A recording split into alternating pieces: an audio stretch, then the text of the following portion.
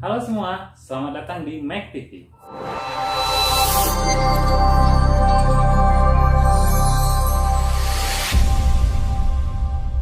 Dari Instagram kami di @akupunkturbengkulu, kami melihat ada beberapa teman-teman yang DM, apa sih perbedaan bekam dan akupunktur? Manakah yang lebih baik? Dan bolehkah semuanya dilakukan pada pasien dalam waktu sewaktu? Oke, mari kita bahas satu persatu bekam dan akupunktur.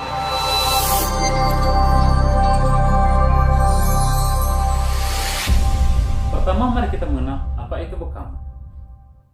Bekam dalam bahasa medis dikenal dengan blood cupping.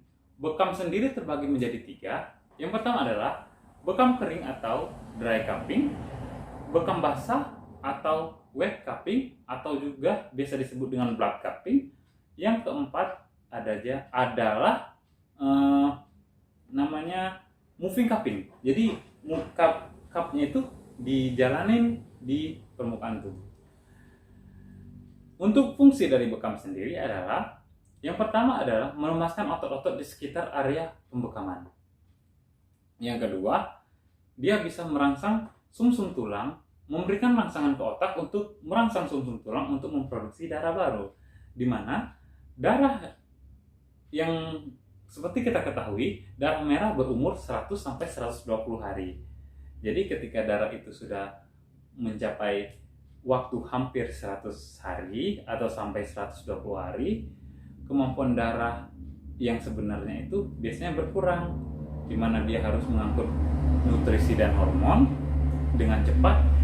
Karena darah umurnya sudah tua, dia jadi agak melambat. Nah, dengan dibekam membantu darah, membantu sumsum tulang memberikan respon ke otak untuk memproduksi darah yang baru, begitu. Setelah itu, siapa saja sih yang tidak boleh dibekam? Kalau yang tidak boleh dibekam adalah wanita haid tentunya, karena pembekaman mengeluarkan darah. Yang kedua, bayi atau anak-anak balita di bawah 8 tahun, karena jaringan mereka belum semuanya sempurna. Akan dikhawatirkan akan rusak jaringan-jaringan di sekitar area pembekaman. Yang ketiga adalah orang tua. Orang yang sudah terlalu tua dan melihat kondisi pasien biasanya di umur 65 tahun ke atas, itu sudah tidak boleh lagi dibekam, karena kita mengandalkan penarikan pada area kulit.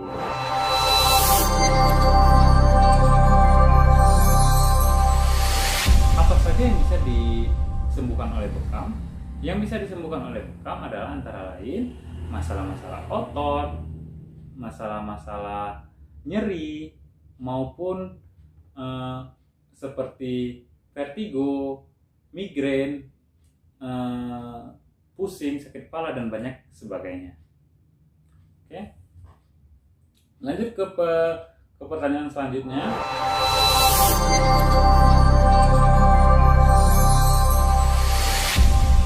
Siapa saja yang boleh melakukan bekam? Saya belum mengetahui sumber yang banyak tentang siapa saja yang boleh melakukan praktisi bekam. Yang pasti, praktisi bekam harus orang yang profesional dan benar-benar menjaga sterilitas alat dan standar tinggi untuk kebersihannya. Karena dalam melakukan tindakan bekam, kita berhubungan dengan darah dan memasukkan benda asing ke dalam tubuh. Dan saat itu juga kita harus jeli dan teliti tentang memilih tempat berbekam. Tentu saja yang harus sterilitasnya tinggi. Yang kedua, dia benar-benar saat pengerjaan benar-benar steril dan jarum-jarumnya sekali pakai, begitu. Itu semua untuk menghindari terjadinya risiko infeksi.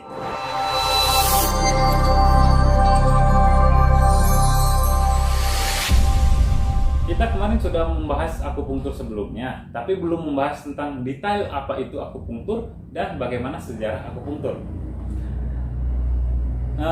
Akupunktur itu sebenarnya sudah lama, namanya pengobatan kuno ya. sudah lebih dari 3.000 tahun yang lalu, yang berasal dari daratan Cina, yang dulunya itu hanya memakai bambu, hanya memakai batu, dan sekarang telah dimodernisasi dengan jarum akupunktur, jarum khusus yang sekali pakai. Jarumnya sangat kecil, hanya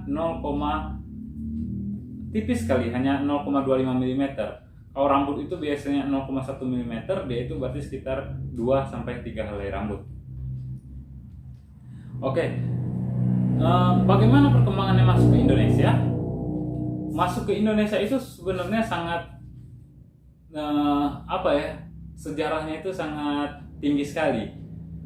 Kenapa bisa tinggi? Karena akupunktur itu masuk ke Indonesia itu sekitar tahun 1965. Saat itu Insinyur Soekarno merupakan presiden pertama kita sakit dan memanggil ahli akupunktur dari Cina untuk mengobati Insinyur Soekarno. Setelah diobati akupunktur, ternyata Soekarno merasa lebih baik dan menjadi lebih sehat.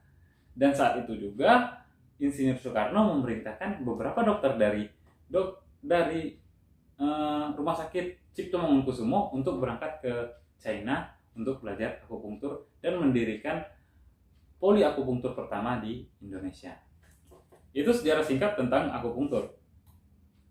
Akupunktur itu berasal dari kata akus dan punctura, yaitu berasal dari bahasa Yunani.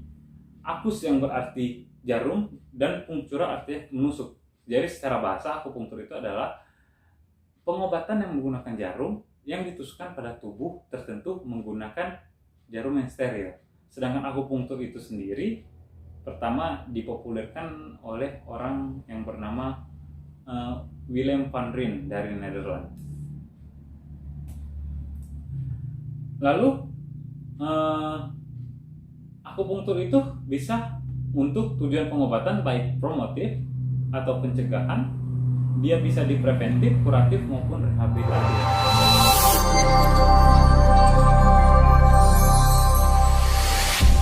Apa saja yang bisa di akupunktur?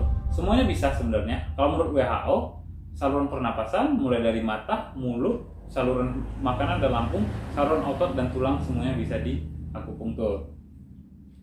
Akupunktur yang pertama untuk menghilangkan atau mengurangi gejala penyakit yang sudah saya jelaskan tadi. Yang kedua untuk meregulasi gangguan fungsi tubuh, memperbaiki keadaan patologi atau kondisi tubuh, meningkatkan kualitas hidup. Untuk kecantikan, tentu saja seperti ibu-ibu sekarang sudah mulai populer kecantikan tanpa bahan kimia, salah satunya adalah dengan akupunktur.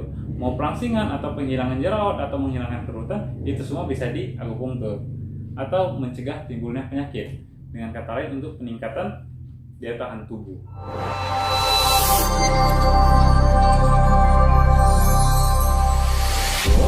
Bekam dan akupunktur sebenarnya semuanya sama-sama baik. Jadi tinggal tergantung bagaimana kondisi penyakit kita. Gitu. Misal nih ada orang dengan kasus nyeri otot yang sudah lama, sudah 9 bulan. Itu sebaiknya dia dibekam dulu baru dikombinasikan dengan akupunktur. Karena dia biasanya sudah arahnya penyakit ke bagian otot dan juga sudah menekan beberapa saraf di bawah lapisan kulit. Gitu. Ketika ada orang yang nyeri haid dan mau bekam, dan itu tidak boleh karena ada kondisi indikasi dan kontraindikasinya. Bekam dan akupunktur sama-sama baik dan tergantung dari kondisi pasien dan melihat antara indikasi dan kontraindikasi. Itu saja pembahasan kita pada hari ini.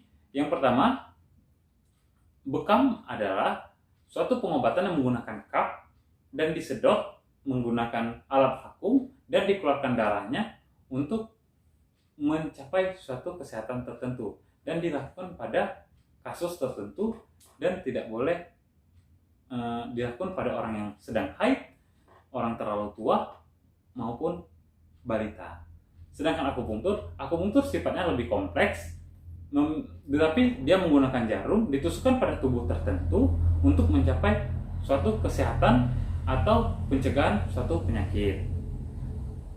Apakah akupunktur mempunyai kontraindikasi juga? Betul, akupunktur juga mempunyai kontraindikasi, yaitu pada wanita yang sedang hamil,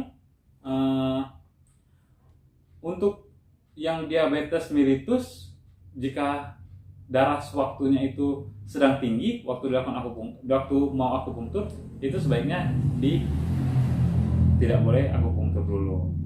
Dan pada kondisi-kondisi lainnya. Jadi kesimpulannya, akupunktur dan bekam manakah yang lebih baik? Semuanya sama baik, tergantung dari keluhan pasien. Terima kasih. Kami dari Mek TV, saya Rifki Ahmad. Mohon maaf jika ada kesalahan. Assalamualaikum warahmatullahi wabarakatuh.